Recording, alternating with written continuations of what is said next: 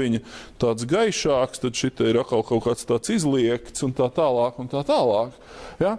Ka visas šīs līnijas un visi šie plankumi kopumā savelkās jūsu galvā kopā un kļūst par kaut kādu vienu objektu, ja? Kuram var piešķirt vārdu, piemēram, ja?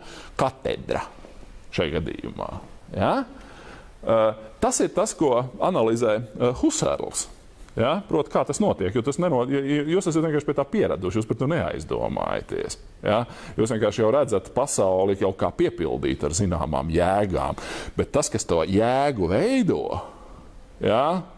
Jau nav pat pasaule, tā ir jūsu apziņa, kas to jēgu veido un, kā saka, šādā veidā piešķir kaut kādas, tā teikt, piešķir šo jēgu kaut kādiem ārējiem priekšmetiem. Ja? Tad, lūk, Husserls saka, ka tas ir tas, ar ko viņš nodarbojas, proti, šī jēga veidošanās. Ja? Proti, kādā ziņā, kā saka, kaut kādiem ārējiem uztvērumiem var tikt piešķirta jēga un arī tajā ziņā intersubjektīva jēga, ka mēs varam, restīvi nevis, kā lai to pasaka, jēga, par kuru mēs varam runāt viens ar otru. Ja? Mēs varam pateikt, tu tur tā katedra. Ja? Un tad jūs saprotat, ka es runāju par šito un nevis par kaut ko citu. Ja? Tāpēc, ka ir tāds vārds, kur es varu attiecināt uz to un tā tālāk un tā tālāk. Tā ir tā nozara, ar kuru nodarbojās fenomenoloģija. Tiem, kuriem ir interesi par to, kā tas ir praktiski praksē notiek, kā tiek analizēta šī jēga veidošanās, Edmunda Husserla grāmata, kas tā arī saucās Fenomenoloģija, ir arī pieejama tajā saucamajā baltajā sērijā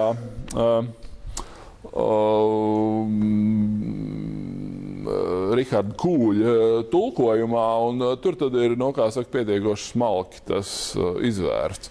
Piemēram, pievēršoties veselai virknei citu interesantu jautājumu, piemēram, par to, kādā veidā jūsu apziņā ienāk kaut kas tāds kā laiks. Kas tas ir laiks? Proti, jūs droši vien, ka būsiet piedzīvojuši to, ka ir tādas lekcijas, kas paiet ātri. Ir tādas lekcijas, kas paiet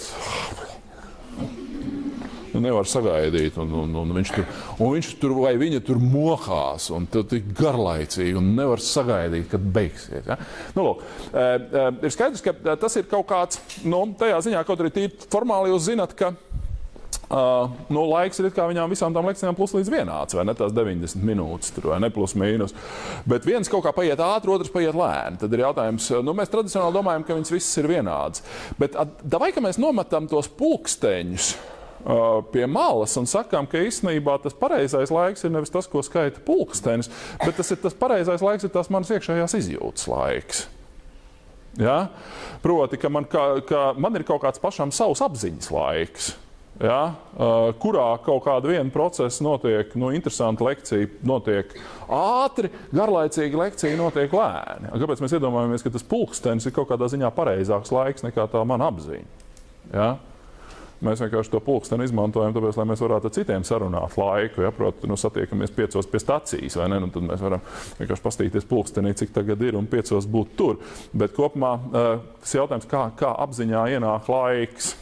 Vai ne? Kas tāds vispār ir laiks? Mēs tā ir arī viena no tām lietām, ar kurām mēs nodarbojamies un sakam, ka fenomenologi ar to mēģina nodarboties tieši aprakstīt šo apziņas dzīvi bez atsauces uz ārējiem objektiem. Ja? Respektīvi, kas ir tā mūsu laika izjūta? Vai ne? Piemēram, jūs droši vien skolā ir mācīts, ka pastāv 3 laiki, proti tagadne, pagātne un nākotne. Bet kas ir pagātne, to mēs tīri labi zinām, vai ne? Tas ir tas, ko mēs vairs nevaram izmainīt, tas ir tas, ko mēs atceramies. Ja? Un tad tur kāds varētu uzdot mums jautājumus, kā mēs zinām, ka tas tiešām ir bijis, ko mēs atceramies, varbūt tas kaut kāds vienkārši halucinācijas. Ja? Jūs tur domājat, ka jūs varbūt tiem, kas pirms šīs lekcijas bija pusdienās, piemēram, fakultātes bufetē, jūs varbūt tikai tā domājat, varbūt tas ir kaut kāda, kā saka, halucinācija, kas liek jums domāt, ka jūs bijāt pusdienās, īstenībā pavisam kaut kas cits, kas notika. Ja? Savukārt nākotnē tas, par ko jūs domājat, ka jūs to drīzāk varēsiet kaut kā ietekmēt, vai ne? Nu, tajā ziņā, ka jūs varat pateikt, nu, piemēram, ko jūs darīsiet šovakar, vai ne? Vai jūs tur brauksiet mājās un mācīsieties, vai darīsiet kaut ko citu. Un tā tālāk. Jautājums ir, kā ir, piemēram, ar to pašu tagadni? Vai mūsu apziņā pastāv kaut kas tāds kā tagadne? Jo tajā mirklī, kad tu to tagadni mēģini noķert aiz astes, viņa jau sen vairs nav tagadne. Ir kaut kas tāds kā tagadne? Piedošana?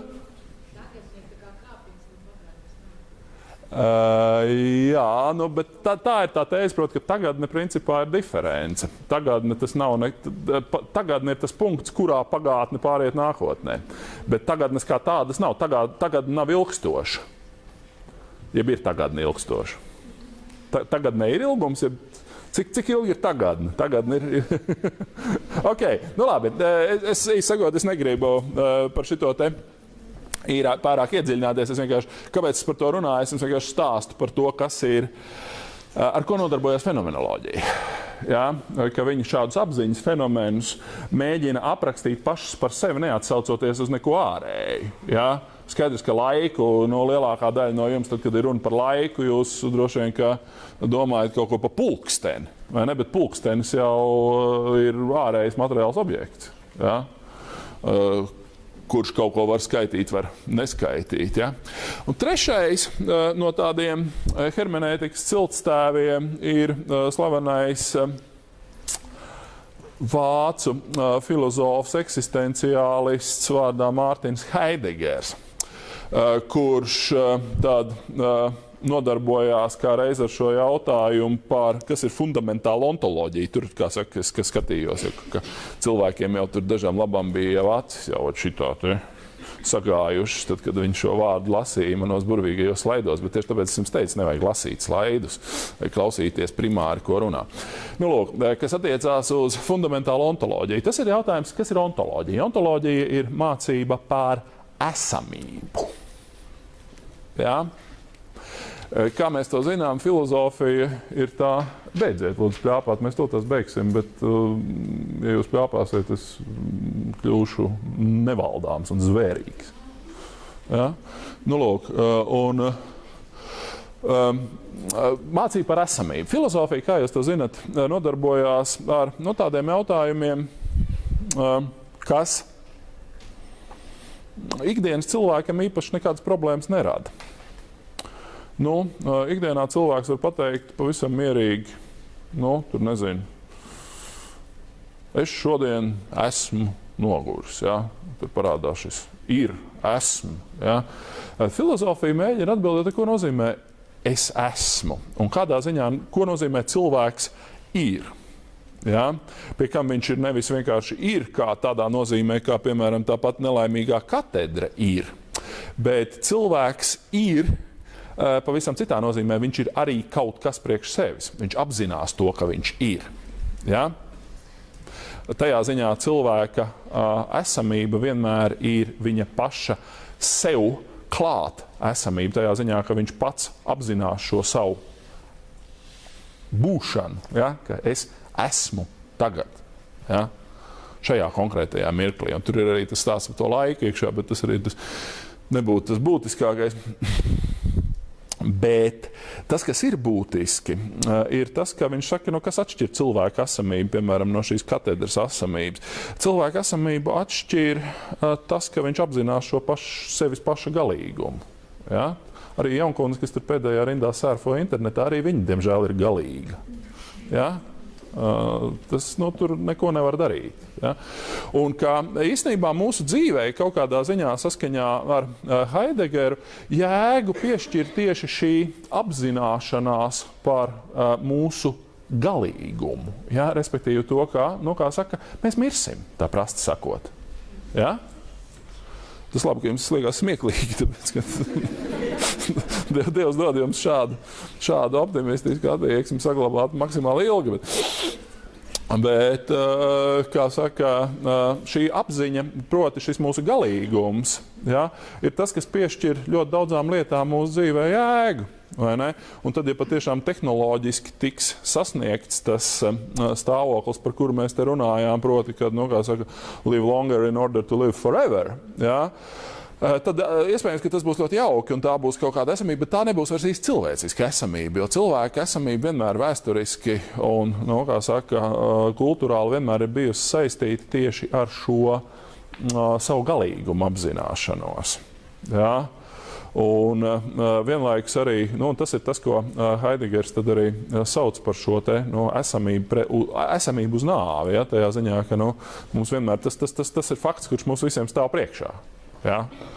Un ka tas ir tas, kas savā ziņā arī saistās ar šo manis pieminēto jau vēsturiskumu tēmu, vienlaikus saistās arī ar jau pieminēto saprašanas tēmu. Ja? Respektīvi, proti, ka šis cilvēka eksistences galīgums ir tas, kas padara daudzas lietas viņa dzīvē jēgpilnas. Vai ne? Tieši tā kā jūs zinat, ka, kā saka, tajā mirklī, piemēram, cilvēki, kas uzzina, ka viņu dzīve kaut kādas smagas slimības dēļ var noteiktā pārskatāmā laika periodā aptrūkties. Ja?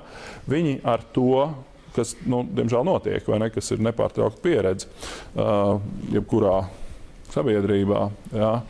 Viņi, kā saka, piešķir tām lietām, kas viņu dzīvē ir, piešķir ļoti īpašu nozīmi, ļoti īpašu jēgu, vai ne?